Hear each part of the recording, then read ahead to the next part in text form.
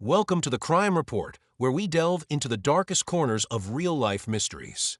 From unsolved murders to shocking criminal conspiracies, we explore the stories that shook the world. Each episode, we take you step by step through the investigation, uncovering the truth behind the headlines and the secrets that still remain hidden. If you're a fan of crime stories, stay tuned and don't forget to hit that subscribe button. Get ready, because we're about to uncover a story that will keep you on the edge of your seat. Echoes from Winder Hollow, Part 1, The Letter. It began with a letter. Not a text, not an email, an actual, handwritten letter delivered to the Bramhall Sheriff's Office. The envelope was unmarked. Inside, a single sheet of paper read, "You buried the truth in Winder Hollow. Now it's coming back." Sheriff Laura Hensley frowned as she reread the cryptic message. Winder Hollow was an abandoned village deep in the Appalachian woods, deserted since the 1980s. Rumors of ghost sightings, satanic rituals, and unexplained disappearances were common among the locals, but no one had lived there for decades. "Why now?" she whispered, placing the letter into an evidence bag. Laura made a call to Deputy Tom Reyes, her most trusted officer. "We're heading to Winder Hollow. Gear up." That evening, as dusk fell, they drove for 2 hours into the mountains.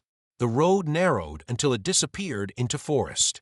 They left the car behind and followed a forgotten path, flanked by overgrown trees and the sounds of nocturnal life. The air was heavy, almost wet. They reached Winder Hollow just after nightfall. The place was a ghost town, rotted wooden homes, caved-in roofs, shattered windows.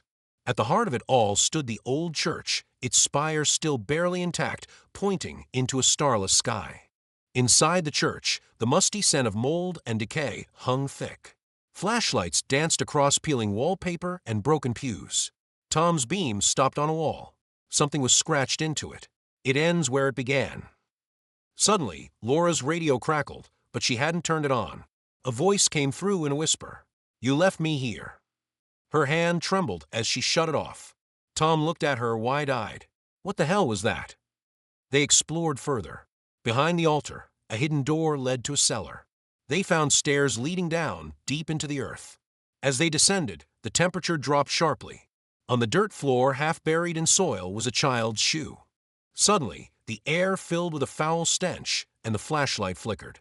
From the corner came a soft giggle, high-pitched and echoing. They weren't alone. Echoes from Winder Hollow, Part 2, The Graves Below. Deputy Tom Reyes raised his weapon, pointing it toward the shadowed corner of the cellar. "Show yourself." Silence. Then the flashlight died. In that moment of pitch black, Laura felt something brush past her shoulder. Cold, almost like a breath. Then the flashlight blinked back on. No one there. They backed away and returned upstairs. Laura radioed for backup. No response. Static. Even their phones were dead. No signal in the hollow. "We're going to search the rest of the village.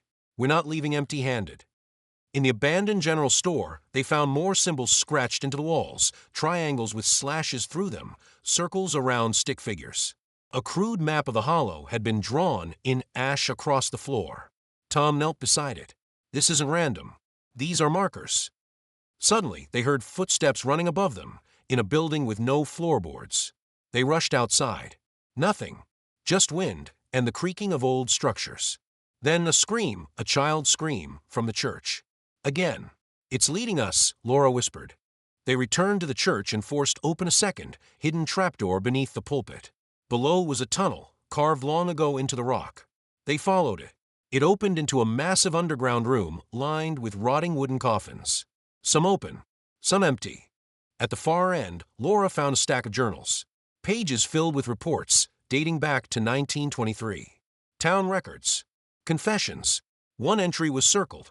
Father Callahan warned them not to open the mine again. They did anyway. That's when the children began to vanish. Tom lifted the lid of a sealed coffin. Inside wasn't a body, but dozens of dolls.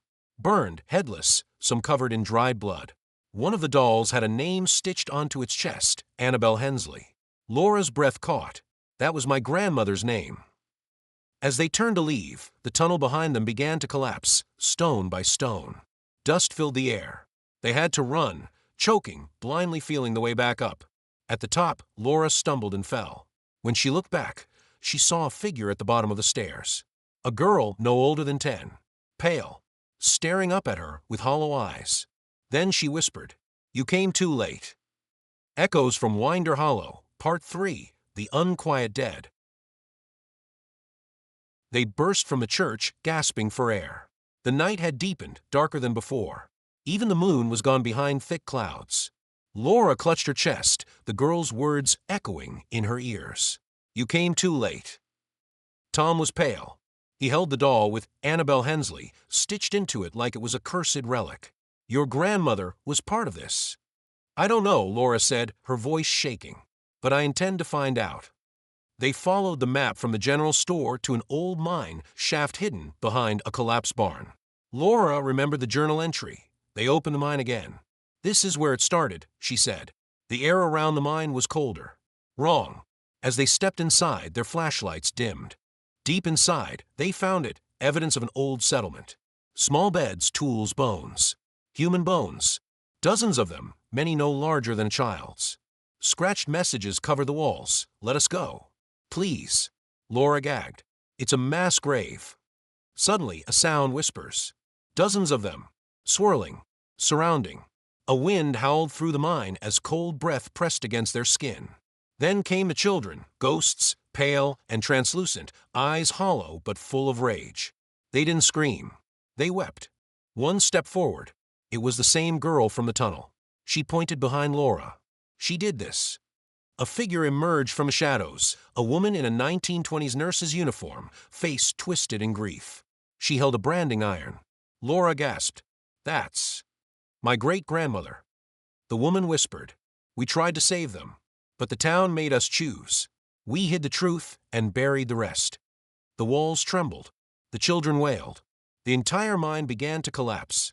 Tom grabbed Laura's arm. "We need to go." They barely escaped, diving out as the shaft caved in behind them. Silence returned to Winder Hollow. The air was still. The village somehow felt lighter. By morning, they stood before the sheriff's office with what remained: photos, the doll, the journal pages. Laura handed the evidence to the state investigators who had arrived at dawn. "There are graves. Dozens. And it wasn't just the mine. It was the town. My family." The story hit national news. Sheriff uncovers forgotten child massacre site. But Laura knew it wasn't over. Some nights, she still hears the radio crackle and a child's voice whisper, "You came too late."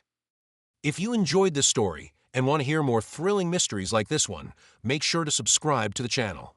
Your likes and shares help us grow and bring even more gripping tales to life. Thanks for listening.